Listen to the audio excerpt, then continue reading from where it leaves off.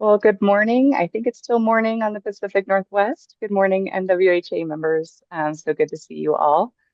First, I want to thank my dear friend and colleague, Brenna Vaughn, for giving us a chance to share an exciting resource with all of you today. For those of you who don't know me, I am Bree Menlin, a project manager in the Workforce and Energy Systems Transformation Group at the National Renewable Energy Laboratory, also known as NREL. I've been working in the hydropower sector for more than 10 years, and for the entire length of time, a major hot topic has been the need for a workforce pipeline. This is likely not news to anyone in this virtual room.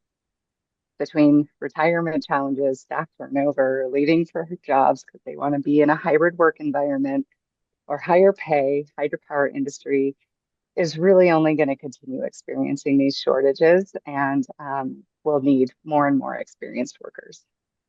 Many hydro operators lack the bandwidth to prepare for these retirements through succession planning and knowledge transfer process, which results in risking organizational knowledge loss. And there is an opportunity to rethink how we retain employees through training benefits, rotational assignments, recognition, and more, and helping employees to feel valued. If they feel valued, then they will stay. There's an increasing demand and competition for workers. I'm sure you all know this, especially with transferable skills. And the breadth of hydro jobs needs to be, of course, more visible for students, educators, and other job seekers. So attracting and maintaining a workforce pipeline is a challenge for the hydropower industry, particularly when hydro jobs may not be as widely known or sought after. So with that said, all the challenges lead to opportunities. And in light of those challenges, in 2019, the STEM for Hydropower Workforce Project was born, which provided an opportunity to address many of these challenges, not all, but many, through the project funded by the Department of Energy's Water Power Technologies Office. Through this project, we've convened industry through our dialogues, workshops, interviews, and industry partnerships. Probably talked to many of you already. We really wanted to better understand where the gaps were that which fed into much of the analysis that we've done thus far and many of the workforce reports that we've produced. We've contributed to developing the workforce pipeline. We've developed tools and resources to engage that entry-level career seeker. We developed career maps to help students identify their path to a career in hydropower and what that might look like. We've created hydropower curricula to support teachers with the tools that they need in order to teach about the topic of hydropower successfully. And we've created educational web portals, which have a plethora of resources on both hydropower and marine energy, including day in the life videos and virtual tours through hydropower facilities. And of course, hands-on experiences through our hydropower collegiate competition and marine energy collegiate competitions. Those have both been wildly successful, and we have also been supporting the Foundation for Water Energy Education, or FWE, by sponsoring their annual STEM Academy.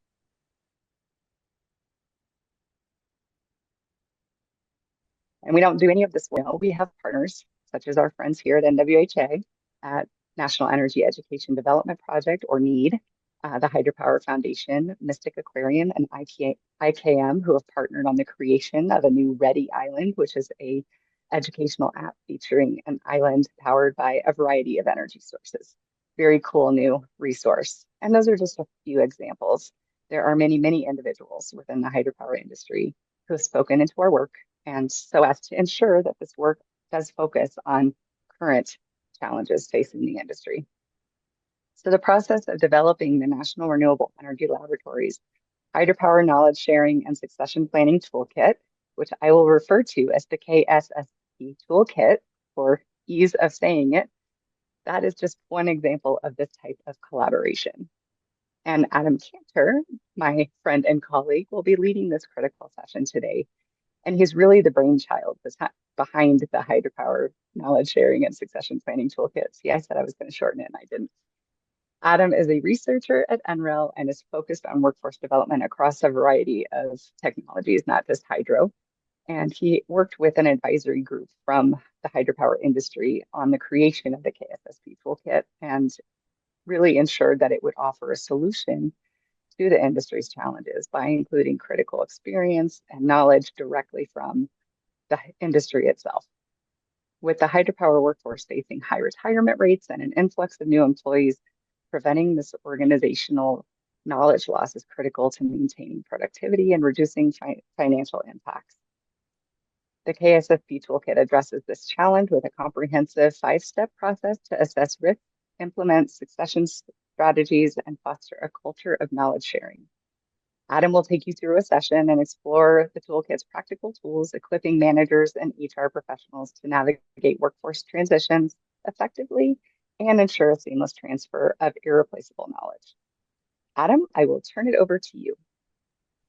Awesome. Thank you, Bree. Appreciate the introduction and kind of background on the workforce trends and STEM workforce project. Like Bree mentioned, my name is Adam Cantor. I work at NREL, and I'm super excited for this opportunity to present today. So thank you so much for being here. I'm going to be talking about the succession planning and knowledge sharing toolkit that we created and has been published on OpenAI. And specifically, I'm going to give some background on what succession planning and knowledge sharing are, give an overview of the toolkit, so what it includes, how it's organized, things like that. I'll show you what it looks like online. And I'm hoping that we can have a bit of a discussion on practices in your organization, thoughts on the toolkit, potential usage throughout the presentation as well. Just a note up front, if you have any questions or comments or thoughts throughout the presentation, please feel free to put them in the chat or raise your hand and come off of mute. There will be time for a Q&A at the end, but sometimes questions just make more sense to address while we're working on it, while we're talking through it. So please feel free to interrupt me at any point. Since Bree is kindly sharing, I can see hands and I can see chat. So yeah, just feel free to ask any questions at any point. So given kind of the workforce trends and the project that Bree was talking about, there are also some additional motivations for the toolkit on why we created this toolkit. And those are the downfalls of knowledge loss, and on the flip side, the benefits of knowledge sharing. So obviously, knowledge loss can have financial implications for organizations. Bringing a new hire up to the same level of proficiency can take a long time. And it can also lead to knowledge gaps, which can increase pressure on existing employees and cause dissatisfaction, turnover, and reduce productivity, which then can create more job openings. And it can kind of create the spiral of not fully having people either present in their role or equipped to do the job well. So if you don't kind of take care of that with knowledge sharing, there's a lot of performance is going to decrease, and there's a chance that there could be more job openings in the future. And on the flip side, knowledge sharing and succession planning can really help all organizations prepare for worker turnover and avoid operational disruptions of any size. So these are related to project completion, team performance, Hello? innovation capabilities, and an organization's overall Hi, performance. Scott.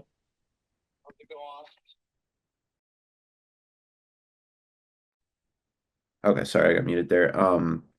They also help reduce repeated mistakes and enhance problem solving, organizational synergy, and goal achievement. And then finally, engaging in succession planning can help your organization uncover information and plan for continued operations amid workforce changes. So a lot of benefits to knowledge sharing, a lot of downfalls to knowledge loss, just to kind of orient ourselves there. So just to start, kind of to orient ourselves a little bit, we're talking about succession planning and knowledge sharing. I wanted to share kind of the formal definitions that we use in the toolkit to kind of orient the toolkit a little bit more. These are very similar concepts, and we can think of them as being connected, but there are distinctions that are important throughout the toolkit. So knowledge sharing is just as it sounds. You're going to capture important knowledge, including what an employee is expected to do or their tasks, how they need to do it or their steps, and then what they need to know or the context to be successful, and you share it. So like we've talked about, there's a lot of things that go into that. The context is especially important, and that can be some of the hardest stuff to capture and share. So we'll talk about how we do that. Succession planning is, we can think of it as a more systematic way of organizing knowledge sharing. So here an organization thinks about their staff, they think about the positions, and they work to prepare employees to fill vacancies as people in the organization move on. So we can think of it broadly as knowledge sharing within an organization and career development to avoid knowledge loss in the future. One way that I like to think about the relationship between these two to kind of orient them is that you need knowledge sharing in order to succession plan, but you don't necessarily need succession planning in order to share knowledge. Again, these are very closely related, but the distinction is important throughout the toolkit. If you can go to the next slide. So with those definitions in mind, this slide is kind of a broad overview of who we think can benefit from the toolkit and how they can use it. The audience for this that we're aiming at is hydropower organizations in large. We want this to be viewed as a resource for organizations to improve knowledge sharing and succession planning.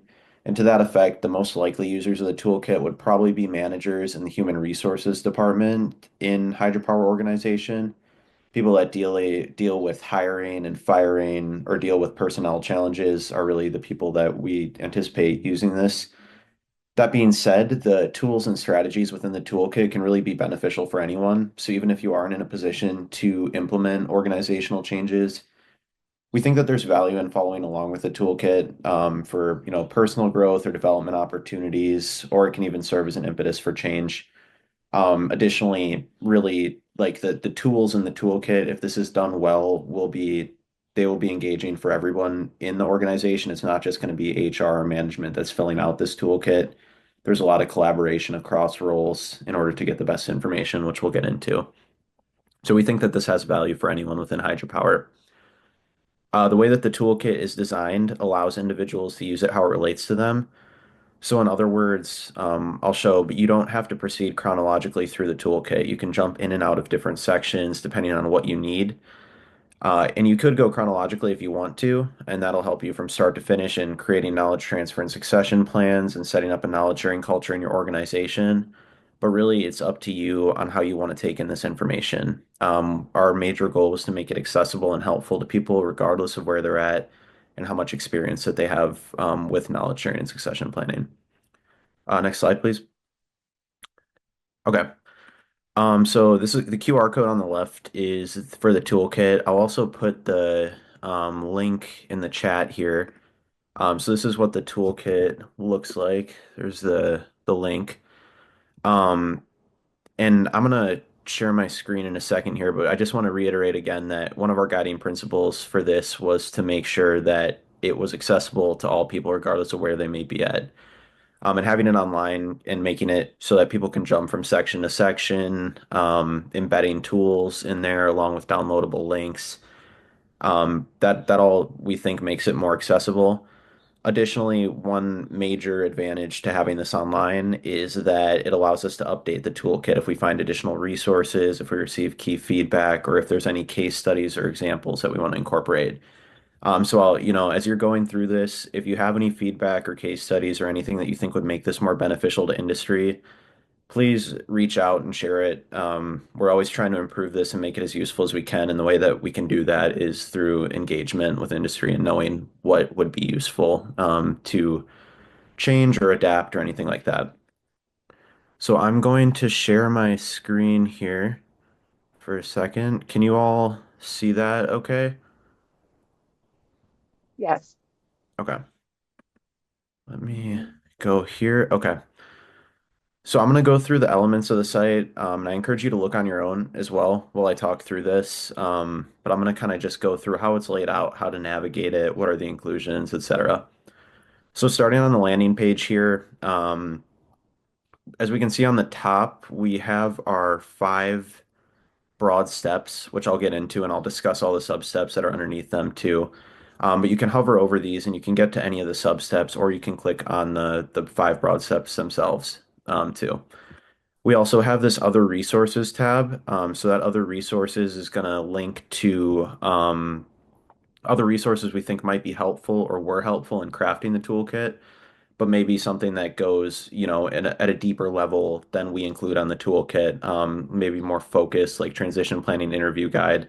We talk about the importance of transition planning, but we don't have a full interview guide in here. So it allows you to take the next step on certain elements, or it's just resources that we found helpful. There's also this download PDF, and if you click on that, that'll take you to this worksheet packet.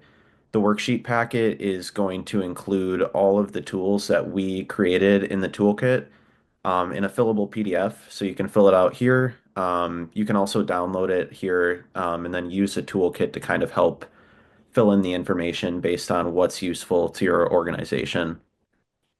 Also on the landing page, we have the introduction and background on the toolkit and why it's important to do this within your organization. That includes a couple of definitions that are useful moving forward, and then how to use the toolkit. You can click to begin the toolkit at the top here, where it says proceed to step one. You can go up here and click on any of the steps if you want to, or you can go at the bottom and click on any of these buttons to go to a particular step. So three different ways that you can move to the next step. So if you want to go to step one, you can click on that. It'll take you to the step page. This step page and all of the step pages will have a brief introduction that talks about the importance of the step, followed by each of the sub steps that make up the step. There's a tools and templates section for each of the like broad steps as well. And then there's other resources. So these other resources are going to be the same one that are in this other resources tab up here, but it's separated by the steps. So if you wanted to kind of look in as you're going through the steps, it'll have the other resources organized. For each of the tools and templates, like for instance, this job criticality assessment, you can click on that and it'll take you to the worksheet, the specific tool within the worksheet, or you can scroll down. We have the tool embedded in the toolkit itself. We have example hydropower answers that we made while collaborating with industry. So this will help you, go through the step and uh, do your own information in there, but with some examples. And then you can click the download form, which will also take you to that PDF file as well. And like I said, that's downloadable and that's a fillable PDF. In terms of navigation, as you're scrolling through a step, you can scroll down and continue to go chronologically. So you can see sub-step one is identify critical and vulnerable positions. If you keep scrolling down, that'll take you to the next sub-step here, or you can click on the side here to go to any of these. And then once you're done with the step, if you keep going chronologically, you can go to the bottom. That'll take you to step two, or you can go to any of these top ones and go to the sub steps or broad step again. So a lot of different ways to navigate through this. Our idea was to make it as easy to switch between whatever sub steps you want to at a time, not have to proceed chronologically if you don't want to, but also give you the option to proceed chronologically and do it in a way that makes sense so that you're able to kind of take this process from start to finish if you wanted to do that. I'm gonna stop sharing screen. Bree, if you can go back to the slide that we were just at, the one right after the QR code, then I'll pick up again. And I'll pause here too, just to kind of, if there are any questions or thoughts initially on kind of this, the way that it's laid out or anything like that, feel free to put them in the chat. I'll go through these next three slides pretty quickly that kind of give an overview of what I just talked about, but feel free if there's any questions right now. Can definitely Are address you them too. are you seeing it okay, Adam? Yep, looks good. Thank you. Okay. So like I just said, the landing page, the major kind of components here are the five steps at the top where you can hover over, and you can go through to any sub step that you want to. The other resources, which are kind of allow you to go more in depth on certain topics if you want to. The download PDF, which will be the worksheet packet, and that'll take you through all the different steps of succession planning and knowledge sharing and the tools that we have. And then the background and introduction. So those are the main ones there. If you can go to the next slide, Bree. Then we also have the navigation. So really easy here. You can navigate to the steps and sections at the top of the toolkit like I showed. You can navigate to sub-steps on the side of each step page, or you can navigate through the toolkit chronologically at the end of any section. Whatever works best for you. There's no like recommended way of doing it. It's whatever works best for you. Next slide. And then each step page has an overview with sub-steps, best practices, tools and templates, and other resources. It's got downloadable um, tools that are also embedded with example inclusions and how to use them, and kind of the sub-steps and best practices to make sure that you can navigate through everything. Bree, if you can go to the next slide. Okay. So now I'm going to get into the kind of the steps themselves. So talking about how the toolkit's laid out, the content, how we organize the steps from start to finish, of evaluating knowledge loss risk, initiating succession planning strategies, and fostering a culture of knowledge sharing for hydropower organizations. As you can see at the top, at the toolkit, there are five broad steps. assessing the organization, documentation, learning plans, knowledge sharing, and recurring updates. So first, you're going to want to assess your organization, and this is probably the most involved step that you're going to want to take, and it might be the most time consuming. There's a lot of it's this whole process can be time consuming, but this is really key because it's telling you where you need to go with your knowledge sharing and succession planning efforts. It's making it so that you're focused on what you need to focus on.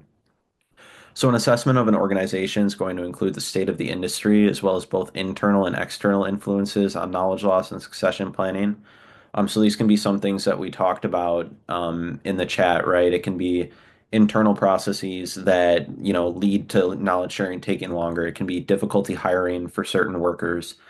Really thinking about internal and external factors is going to be key here. And for this step, we have four sub-steps: identifying critical and vulnerable positions, assessing significant organizational challenges, supporting a knowledge sharing culture, and evaluating knowledge loss risk. So for critical and vulnerable positions, critical here is about how important the role is to an organization's mission, and vulnerable is about whether there are imminent position risks, such as an upcoming retirement or transfer. So like for example, when we were talking about the director not having, the director stepping down, there's not plans to do that. The director would be an example of an extremely critical role. It's very important to the organization's mission, and the fact that the director is stepping down could make it that this is a very vulnerable position too, because there's an upcoming retirement or transfer. Um, so you want to look for positions to prioritize when it comes to succession planning and knowledge sharing, and you want to prioritize positions that are critical and vulnerable. If they're just critical, you want to prioritize them. If they're just vulnerable, you want to prioritize them. If they're critical and vulnerable, you really want to prioritize them. So that would be an example of a position that would be very key to prioritize for knowledge sharing and succession planning. Along with this, you also want to identify potential challenges your organization may face internally and externally. So these can be industry trends, it can be restructuring within the organization. Really, you want to think about the challenges you may face and how that might impact your workforce, and focus on maybe the next 1 to 5 years. You can do it, you can't look too far into the future. You always want to think about it, but focusing on the next like 1 to 5 years. You also want to support a knowledge sharing culture. So these are questions like, is knowledge sharing encouraged by leadership? Is there time to share amongst the team? Does the organizational structure support knowledge sharing? All of these are going to be super important characteristics that make the process for succession planning and knowledge sharing go a lot more smoothly. And then you want to evaluate the risk of knowledge loss. So talking to the workforce about what barriers are in place and how to address them is going to be key to setting this stage for success in these efforts. So really thinking about this whole step, if you had to summarize it in one sentence, it would be you want to gain an understanding of where your organization is at currently so you can more effectively plan for the future. Next slide, please. So after assessing your organizational context, the next step is going to be to document the competencies and skills of jobs at risk for knowledge loss, and then also look for complementary jobs in the organization. So there are three main steps here: building job profiles, identifying complements between positions, and then identifying potential transitions. So building job profiles is going to be another one of those things that's going to take a long time up front, but it's going to lead to less trouble in the future. You want to capture all the knowledge that's necessary to do the job. So we can think of knowledge in two buckets. One is explicit knowledge. So these are things that are a little more straightforward. They're skills based, things that can be measured, usually the things that are on like a job posting when you were to like post a job for an opening. But there's also tacit knowledge, and that's where this is going to be really important. These are things that you learn on the job or may not be as well defined. So, like when we were talking about relationships that are necessary to do the job well, that's an example of tacit knowledge. What you would do in certain situations, who you would call, um, things that you learn on the job, so sort of that soft knowledge that you gain as you're in a job for a long time on how to do things well, that might be a little bit more difficult to express, but you know that you're doing it. Those are going to be the hard things to kind of capture, but those are the really crucial things to capture, and that's what's going to cut down the amount of time that it takes to train. So we have a super in-depth tool to help capture all this information. including, all the relationships that are necessary, the tools, the software, what things are used for, basically creating this giant packet that has all the information that can be updated consistently and passed down. And it shows kind of the different skills and the tasks that are done on a daily and weekly and monthly basis. So trying to capture all that knowledge as explicitly as we can. Super important for this to work with the individuals that are currently in the role. That's where you're going to get the best information. That's where you're going to get the tacit knowledge. So you can start with pulling stuff from the job posting, but that's not going to get at that tacit knowledge, and it's not going to get at that stuff that's really crucial for cutting the training time down. And then this information does need to be updated on a regular basis. I think even if you're not updating the knowledge consistently, especially with that tacit knowledge, relationships change quickly. It's just very important that we keep that updated so that it's useful to people. Using the profiles, then you can then start by looking for complements between positions. So if there's a position that leads into another position very easily, like maybe a, engineering technician into like an engineer, something like that, where there's a natural kind of pathway moving forward, noting those, but also looking to see for individuals that have the necessary skills, competencies, and desire to step into different or next level roles as part of succession plans. An underrated part of this is desire. You don't want to just force people to change jobs because it fits your succession plan because their performance is probably going to go down if they don't want to do that job, even if they have the skills or the competencies to do that. Making sure that they also have the desire and working collaboratively with your workforce to make sure you're not forcing them to do things that they don't want to do is going to be pretty crucial in this too. Next slide. Okay, so step three is learning plans. Creating learning plans to develop the knowledge, skills, and abilities of the existing workers and prepare them for future roles will help with resilience when changes in the workforce occur. With learning plans, you can kind of split it into a teaching plan and a schedule. But really, the key here is you want to develop tasks and learning schedules so that other employees can begin to learn and address gaps in their knowledge base in preparation for their new role. These are going to be pretty custom to the particular employee, but we really want to utilize the profiles generated and the complements and gap analysis that we built in step one and step two to help kind of define what these gaps are and what they need to learn. With learning plans, there are going to be a lot of different processes to share the knowledge and teach the employee, which we'll get into. But the key things here is that you want to make sure that you include objectives, the type and method of training, outcomes, timelines, and any related materials or tools within the plan and training schedule. So this kind of flow chart that we have here separates job profiles into a teaching plan and a schedule. The teaching plan is going to have the objectives, which are going to be customized to a knowledge and skill base, and we'll be prioritizing knowledge gaps. So understanding what competencies an individual has right now, what they need for the next role, and building off of that. We're not setting objectives for them to learn stuff that they already know. This is going to be customized to what they need to know, what their knowledge gaps are. Each of these objectives is going to have a different method of training potentially. So there are going to be certain objectives that would be better based for classroom training, and there are going to be certain objectives that would be better based for on-the-job training. So making sure that we define what the method of training is for each of these. Additionally, individuals are going to have different preferences of how they learn. So if there's a method of training that they kind of fall into as preferring, taking that into account as well is going to be important. We want to make sure that this learning plan fits the individual as best as possible. Outcomes. So what are we hoping to get from the objectives? Is it competency in a particular software? Is there a certification? Just any additional outcomes that come from the objectives, whether they're kind of, like a competency that they learn or some sort of, outward facing certification, something like that. And then related materials and tools. So if there are SOPs or job aids or anything like that, making sure that we include those in the job profiles too and in the learning plans so that that's incorporated and they have a knowledge of those.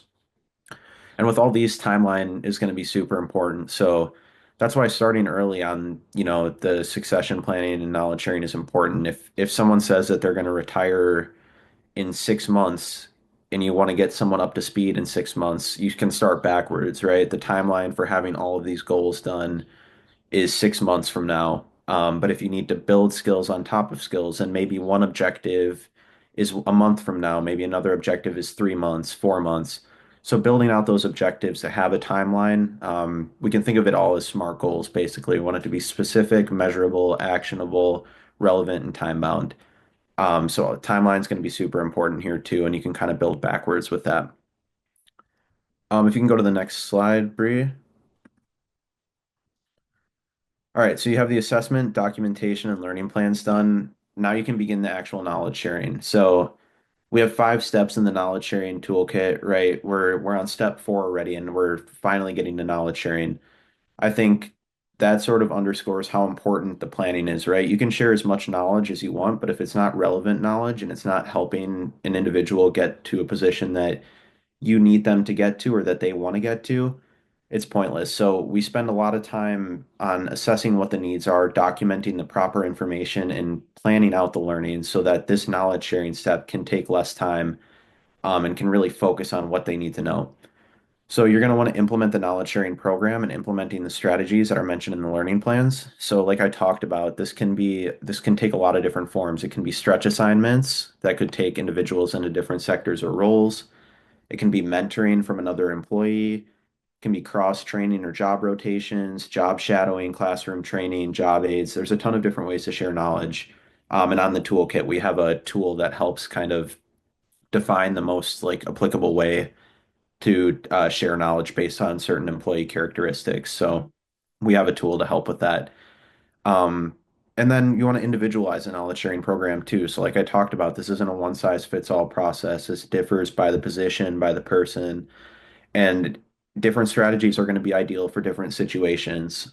So whether the person's already in the organization versus if they're new hires, whether the future position still has someone in the role, the level of organizational context a person has, all of those are going to play into how quickly people can learn knowledge, how successful knowledge sharing, and succession planning can be. Next slide. In step 5, so step 5 is kind of the step that brings it all together. So if you recall a few slides back, we had the all the steps together in a circle. As nice as it would be for to be able to do this once and be done with it, that's just not the case, right? Knowledge sharing and succession planning are going to be ongoing processes. And it's going to be super helpful to evaluate progress continuously.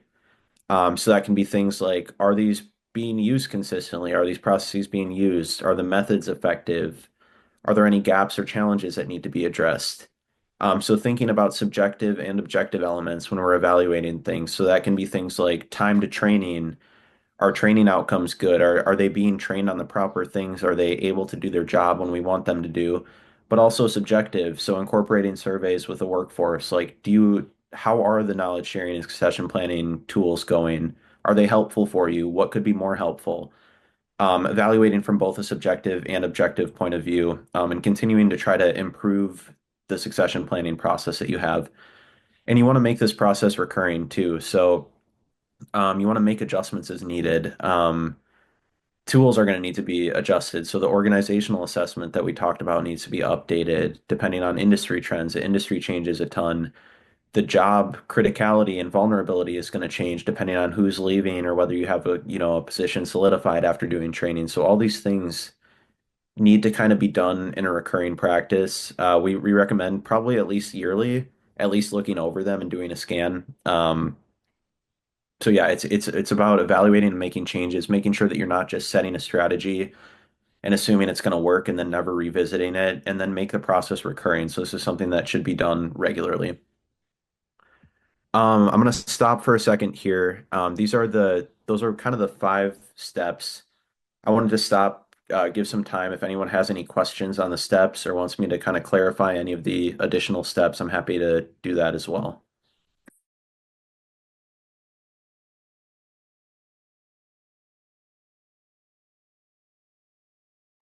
And if not, we have time at the end, too. So feel free to, I'll kind of, if there's anything, we can go back in the slide too. So I'll keep going for now then. Okay, so really you might have noticed it throughout the toolkit. This toolkit is it's very hydro themed, but it's widely applicable, right? The hydropower information comes through the example information and all the contextual information that we have within the toolkit. So all of the example answers and the tools are going to be hydropower themed. The contextual information, how to use the tools, all of that is going to be hydropower themed. There's nothing hydropower themed about the broad steps. Those are broad steps that we've taken from other industries, from, human resources, from other, regardless of what the industry is. There's nothing that is technology specific about assessing your organization, documentation, learning plans, knowledge sharing, and recurring updates. So what's important to make this hydropower themed and continue to make this important for industry is to make sure that the examples that we have in there, the case studies that we want to provide, all of that is hydropower themed. And that's where we're asking for, industry's engagement. That's where we got industry's engagement while making this toolkit. And I think that's what makes it very applicable to hydropower right now is all those example info were taken from industry, work collaboratively, and then we're building on that. So again, just another plug. If anyone has any thoughts, comments, questions, anything that we can implement in the toolkit to make it better and make it, more applicable for hydropower organizations, that's always something that we're wanting to improve. Next slide. Okay. So there's been a ton of information, and there's probably a few people that are thinking like this is great, but this is way too much. We don't have time to do this. You're asking too much out of us to do this. And I think that's fair. Like if you think about things comprehensively, it can be very intimidating to take up tasks like these. Even if it's going to save time in the future, there's a lot of competing demands, and we totally understand that. But like I said earlier, the way that the toolkit is designed allows you to use it how it relates to you. So you don't have to proceed chronologically. You can jump in and out of different sections depending on what you need. You can go chronologically if you want to, but it's accessible and helpful regardless of where you're at and how much experience you have. So in terms of suggestions, what I would recommend doing, at least to start engaging in this, is to download the PDF workbook on the site, go through the tools that can be adapted to your situation, and maybe begin with one tool or step that you think would be most applicable to your current situation. We have a lot of helpful tools on there, I think, especially in steps 1 and 2. So assessing the organization and documentation, there's a lot of really good tools in there. Starting with one of those will allow you to get a sense of the toolkit and some of the data that might be needed to be collected to do this well. And it can set the stage for continued efforts. And it can also illustrate some of the potential challenges that come with planning or illustrate any steps or tools that may need to be done within the toolkit. So, assessing your organization, seeing where you're at, maybe there are cultural things within your organization that you didn't realize that's making it more difficult to share knowledge. All these things are going to be important to kind of think about, to address, and that's how we would kind of recommend starting to engage with this. Next slide.